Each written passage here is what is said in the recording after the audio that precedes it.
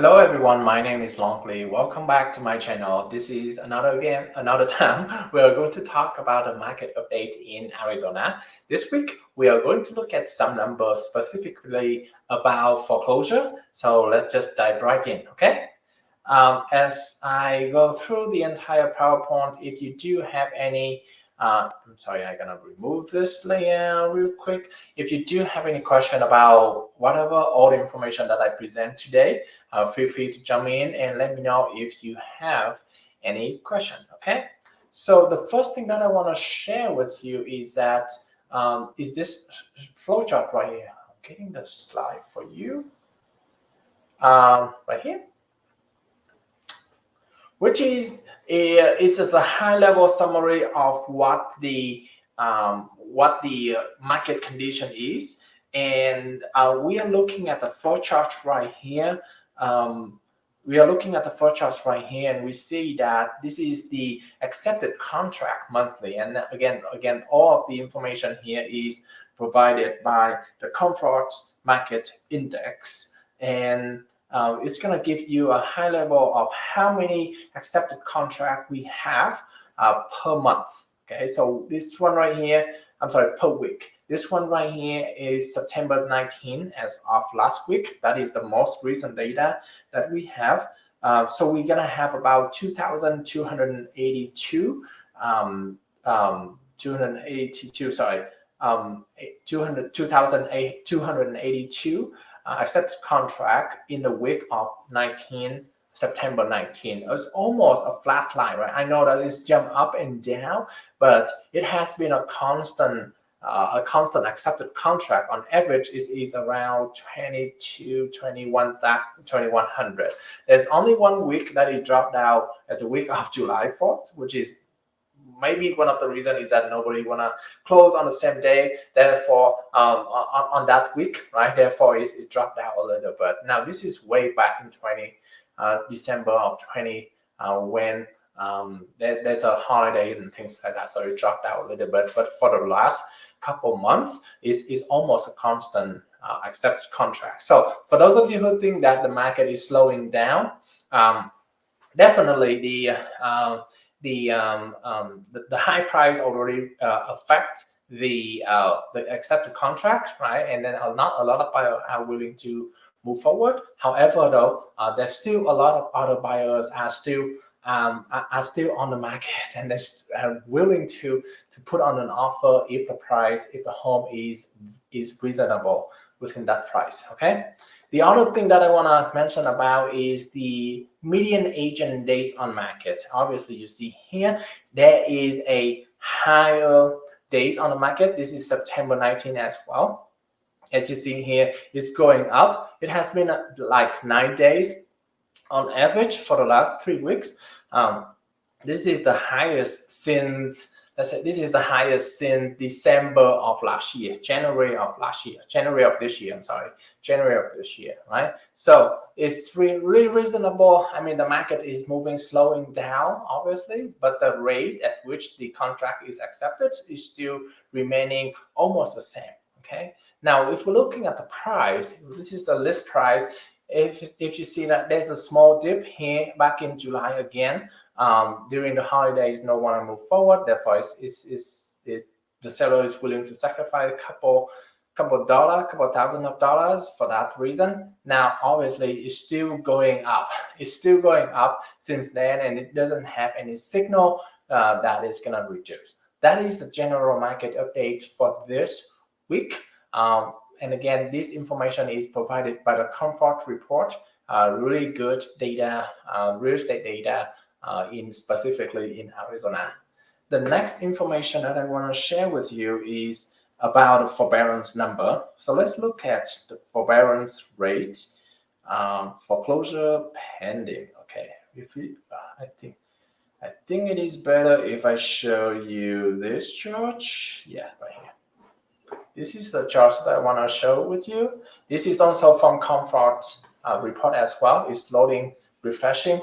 Now, this is the number of sale that is from foreclosure. And obviously you see here 2020, 2021 is extremely low. Every quarter is only about 70 or 100, around 100 or even smaller, right, number of sale. That is because of foreclosure. And there's no way compared to the 2009, 2008 crisis, when you have about like 8,000 every quarter for foreclosure home, or 10,000 even for quarter one of 2009. So this is extremely low, and a lot of people expect that the forbearance end back in July 31st of this year. There's a lot of going to be a foreclosure coming up very soon. But for the matter of fact, though, there's only about let me look at the number real quick to confirm. There is only about 806. I'm sorry. There is only about 860,000 foreclosure on the entire USA. 860,000 as of July 31st of this year. So this is now we don't have a specific data for Arizona, but let's just say on average we have $850,000 home a loan that is in forbearance, right? Divide by 50, that's the 50th state of the US. So we have about 17,000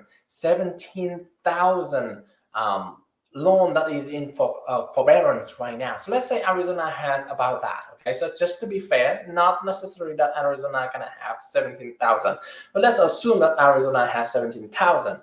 Now, a lot of you say, oh wow, 17,000 is gonna be way much more than 2009. So it's gonna create a large amount of foreclosure homes coming onto the market.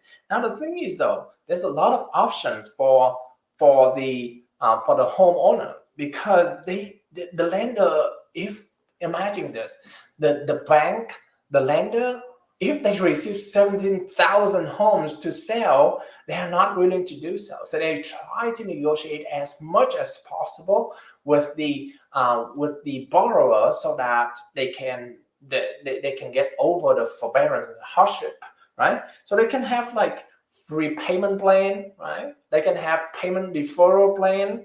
They can have a loan modification. In another word is a refinance. You can just like, or not even a refinance, you can change the terms and reduce the interest. Of course, there's some always fee associated, but the cost is like 1,000 or 2,000.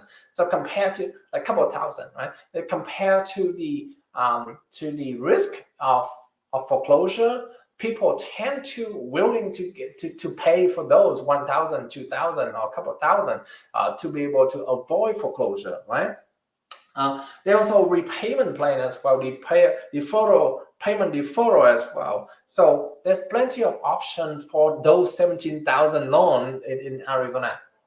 Now, if you catch me at this moment, it's not 17,000 in Arizona, right? We don't have a specific number for Arizona. That's why we kind of estimate about the number of 17,000. So there's some of you gonna be like repayment plan, deferral plan,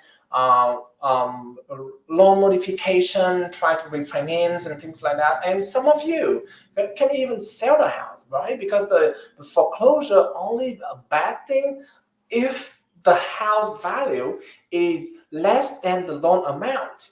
If the house value is less than the loan amount, then you sell and you still have the gap to pay. But in most of the case right now, the home value is way more than the loan of the house. So even if you sell, you still have a gap. You may or may not have a big gap right here and a big profit right here, but you're still gonna have some. So most of the time, they should be able to be okay with those three options: change the plan, change the loan. There's plenty of way within that. Sell the house, or even just continue the payment, right? So I know a lot within those 17,000 people try to get forbearance just in case, but they still have a job, they still have savings, so that they are able to catch up with the payment as regular. So we don't see that anything close to the foreclosure crisis. Like we're not going to see anything like 8,000 or 9,000 foreclosure happening every single month, every single quarter. Remember, even all 17 happening, there's only That's only that is 2 quarters, right? That's only 2 quarters. It's not gonna last forever. So remember 2008, 2009, that's required several quarters in a row that hitting the 7,000, 8,000. So that the chance that the forbearance, whoever already in forbearance that caused the foreclosure crisis one more time, at this time is super low compared to back in 2008 and 2009. All right, that is all I want to share with you in this video. If you do have any question, feel free to send me a message. My number is below here, 602-515-2442. Thank you. Bye-bye.